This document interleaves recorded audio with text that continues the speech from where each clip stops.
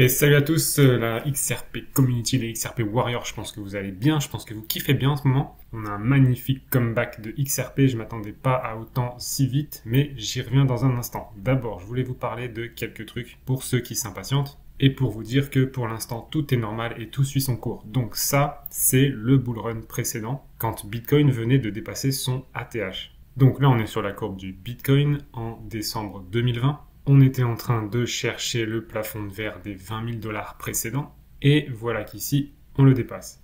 Donc, comment ça s'est comporté juste après? Eh bien, en fait, juste après l'avoir dépassé ici, on a pumpé de 20-21%.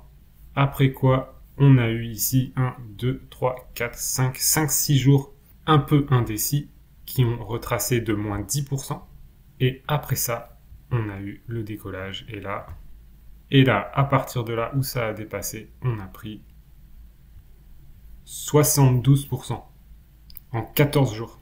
Donc je vais vous montrer dans un instant ce que ça donne sur le bull run actuel, mais je pense vraiment qu'on n'a encore rien vu. Alors sur ces 14 jours, on a eu quand même un retracement ici, à peu près au milieu, de 20% en mèche très rapide. Et ensuite, par contre, après ces 14 jours et les plus 70%, là, ici, on a un retracement de moins 30% quand même sur 20 jours. Donc ça, c'est un peu long comme période, effectivement. Mais ce ne sera pas anormal, puisqu'après on voit que le Bitcoin a encore explosé. Donc ce premier moins 30% sera une étape normale sur le bull run. Si on a un schéma similaire, évidemment. Alors maintenant, qu'est-ce que ça donne si on revient donc à aujourd'hui? Voilà, donc je vous ai dessiné quelques trucs. Ici, on avait le all-time high précédent, on l'a dépassé. Et si on regarde combien on a fait, donc depuis le all-time high jusqu'ici, on a fait 25%, donc on est quasiment dans les 20% précédents. Et ici, si je regarde donc à peu près sur cette hauteur-là jusqu'à là, j'ai tracé moins 10, moins 12%, c'est-à-dire ce qui s'est exactement passé sur le bull run précédent, pendant 5 jours. Ce qui fait que finalement, ici, on est à 1, 2, 3, 4, quasiment 5 jours d'un marché un peu indécis. Donc, je serais même pas surpris si le marché allait descendre ici. C'est ce que je vous ai tracé en vert ici. Si le marché descend là, et ensuite, il part. La zone rouge que j'ai tracée ici, c'est ensuite les 14 jours qui suivent avec l'extension de 70%. Donc ça donnerait quoi? Ça donnerait à peu près la courbe verte. On a donc 14 jours ici où on fait 70%. Et ensuite ici, on aurait le retracement de 30%. Et au milieu, le fameux retracement de 20% très rapide que je vous ai aussi mentionné tout à l'heure. Donc en gros, ce que vous voyez sur la courbe verte ici, c'est à peu près ce qu'a fait le bull run précédent. Donc vous voyez qu'on est tout à fait dans le plan. On est même limite, pour l'instant, en train de faire quasiment la même chose. Donc, rien d'anormal, pas d'impatience. Là, on est à 1 ou 2 jours du décollage. Et point important aussi, après le passage ici du ATH de BTC, donc qui a cassé son plus haut plafond précédent, c'est seulement 17 jours plus tard, dans le bull run précédent, que les altcoins ont commencé à s'activer. Sinon, ils étaient flat ou ils descendaient légèrement. Ça veut dire que je situe, ici on vient de passer une bonne semaine, ça veut dire que je situe le démarrage des altcoins après cette impulsion ici. Donc ce que je voulais vous dire, c'est que niveau Bitcoin, on a déjà bien démarré, mais c'est loin d'être fini. Et niveau altcoin, on n'a même pas encore démarré. Je sais même pas si on est prêt à ce qui arrive. Donc ici, vous pouvez voir quelques trades que j'ai mis sur le chemin en attendant. Et d'ailleurs, je pourrais même en mettre un ici.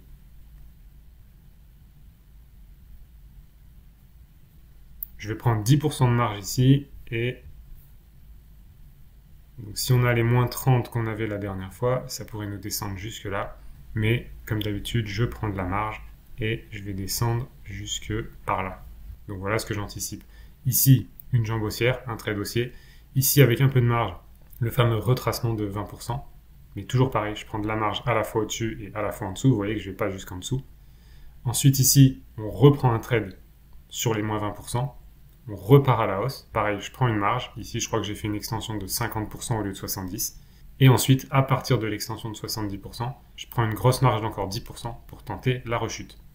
Pareil, c'est du trading. Je vais évidemment pas mettre ma maison là-dessus. Mais voilà ce que j'anticipe dans les prochaines semaines.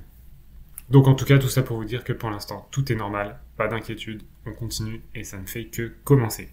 Ensuite, quelques petites news sympas. Donc effectivement, Trump et Elon Musk viennent de lancer le Department of Government Efficiency, ce qui donne DOGE, exactement comme Dogecoin. Et venant d'Elon Musk et Trump, à mon avis, c'est pas fait par hasard. Ils jouent et c'est à mon avis ça qui fait pumper le Doge en ce moment. Et à ce propos, donc je pense pas que ce soit le logo officiel final, mais là aussi ça joue, et en tout cas on verra ce que ça donnera au final, mais effectivement voilà, Elon Musk et Trump sont en train de créer ce département, et Trump veut clairement le donner à Elon Musk. Donc accrochez-vous, ça pourrait être fun pour la suite. D'ailleurs, je suis en train de revoir un peu mes targets, je vais vous dire un peu ce que j'en pense pour XRP, parce que tout va plus vite, en tout cas surtout pour Doge et XRP, tout va plus vite que ce que j'avais prévu à la base, puisque ma target en fin de bull run sur Doge c'était 1$, mais à mon avis on va l'exploser, vu comme c'est parti. En tout cas, restez prudent quand même, acter des gains à 1$, il va falloir acter des gains, parce qu'on ne sait pas si ça ira plus haut, même si ça donne vraiment l'impression que ça va le faire. Et de toute façon, il y aura des retracements sur le chemin. Je pense que Dogecoin, un petit retracement à 0,7, son ancien plus haut, c'est pas déconnant. Et ensuite, un retracement plus ou moins gros, juste au-dessus des 1$, de l'ordre de moins 30 à moins 50%, ce serait pas déconnant non plus. Donc attention quand même. Et prenez des gains. Les gains, c'est ce qui vous fait vivre. Ensuite, 18 États poursuivent la SEC pour abus inconstitutionnel des actifs numériques. Alors ça me fait vraiment plaisir. Et tout ça, c'est à cause de ce Gary Gensler et de sa tronche de cake. Mais en tout cas, on voit que ça bouge énormément. Depuis que Trump est au pouvoir, la SEC prend vraiment cher. Et Trump avait dit que s'il passait, il virerait Gary Gensler pour nous laisser tranquille avec le monde de la crypto, et notamment en commençant par les US. Mais du coup, on dirait que doucement, Gary Gensler prend les devants et pourrait dégager de lui-même plus rapidement que prévu. Et ça, c'est bon signe aussi. Pourquoi on pense ça? Parce que, effectivement, dans son dernier discours, il a dit que c'était un grand honneur de servir avec eux, donc avec la SEC, faire le travail du peuple, genre, et veiller à ce que nos marchés de capitaux restent les meilleurs du monde. Quelle hypocrisie. Mais en tout cas, effectivement, c'était un grand honneur de servir, sonne comme un départ. Donc soit il va attendre d'être viré, mais vu le gars, je pense pas, il va partir la tête haute en démissionnant et en faisant croire qu'il a mieux à faire ailleurs. Dans tous les cas, on s'en fout, qui dégage et qui nous laisse tranquille avec la crypto. Donc évidemment, tout ça, plus à mon avis, l'anticipation du fameux reportage XRP, donc qui a été renommé, c'était XRP Unleashed, et c'est devenu Rigged from the start, qui veut dire truqué depuis le départ. Et c'est un reportage sur XRP, sur Ripple, qui va montrer toute la corruption qu'il y a aux États-Unis et notamment avec la SEC, et qui va démocratiser à la fois la crypto-monnaie et à la fois XRP et Ripple. Donc avec l'élastique tendu comme on l'a déjà, je peux vous dire qu'il y a un sacré nombre d'événements qui arrivent jusqu'en janvier pour tout faire décoller. Et le prix commence à nous le montrer. Autre événement important, effectivement, donc le patron de Ripple, Brad Garlinghouse, se rapproche de Donald Trump et aura un meeting avec lui. Alors on n'a pas beaucoup de détails sur cette news, mais ce que je vois, c'est que déjà Trump et Elon Musk sont maintenant très rapprochés, et Brad Garlinghouse rejoint la table aussi. J'imagine que c'est pas pour parler de la pluie et du beau temps. Donc à suivre là-dessus, mais ça fait partie de l'élastique qui se tend.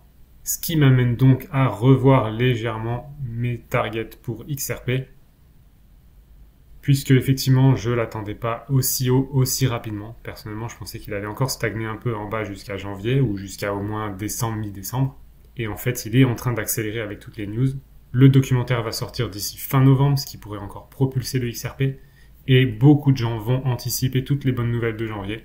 Donc au final, vu que le plafond précédent était environ, je ne sais plus exactement, à 3$ et quelques, je pense effectivement qu'on va le percer ce bull run et qu'on pourrait très bien se situer entre 3 et 5$ minimum à la fin de ce bull run. Ça, c'est en considérant toujours que l'affaire SEC versus Ripple n'est pas terminée et que ça s'est pas débloqué en janvier. Maintenant, si ça vient en plus se débloquer en janvier, alors là, j'ai envie de vous dire, accrochez vos ceintures.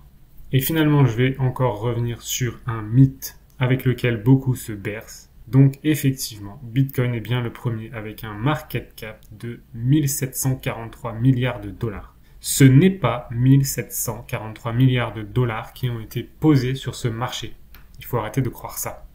C'est simplement l'offre et la demande qui a généré un prix de 88 000 $ aujourd'hui, multiplié par le circulating supply de 19 000 et quelques bitcoins.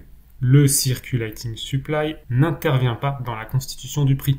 Il intervient juste au tout début, quand il faut poser un prix sur le marché. Et effectivement, quand vous avez moins de jetons, comme le BTC, son prix de départ est plus élevé qu'un XRP qui a 56 milliards de jetons aujourd'hui sur le marché, et qui donc a démarré avec un prix beaucoup plus faible. Cela dit, le prix se construit par le carnet d'ordre. Et le carnet d'ordre, c'est simplement des acheteurs et des vendeurs, et à quel prix les uns veulent acheter, les autres veulent les vendre. C'est tout, ça ne fait pas intervenir le nombre de jetons en circulation.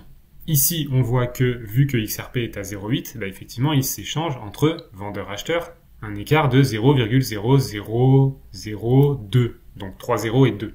Du coup, le prix augmente plus lentement qu'un Bitcoin.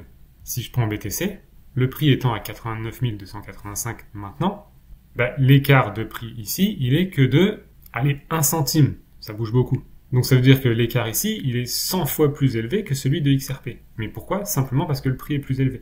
Ça veut dire quoi? Ça veut dire que quand vous êtes acheteur-vendeur et que vous voyez un asset qui a un prix de 89 188, l'acheter 89 190, c'est rien du tout. C'est presque normal. D'ailleurs, regardez les écarts de prix. Là, on a 188, 196, 177. Vous voyez, ça bouge de 20, 30 dollars, des fois 100 dollars. Mais c'est simplement dû au fait que le prix est élevé. Si on reprend XRP, le prix est faible, donc effectivement, ça va bouger beaucoup moins. Mais quand le BTC était à 0,80 lui aussi, ça bougeait comme ça aussi. C'était simplement le carnet d'ordre qui donnait le prix. Donc si BTC a été à 0,8 et est maintenant à 90 000 dollars, alors XRP peut, juste à cause et ou grâce au carnet d'ordre, peut valoir 90 000 dollars aussi. Le carnet d'ordre et le prix et finalement ce jeu d'offres et demande ne fait pas intervenir le nombre de jetons.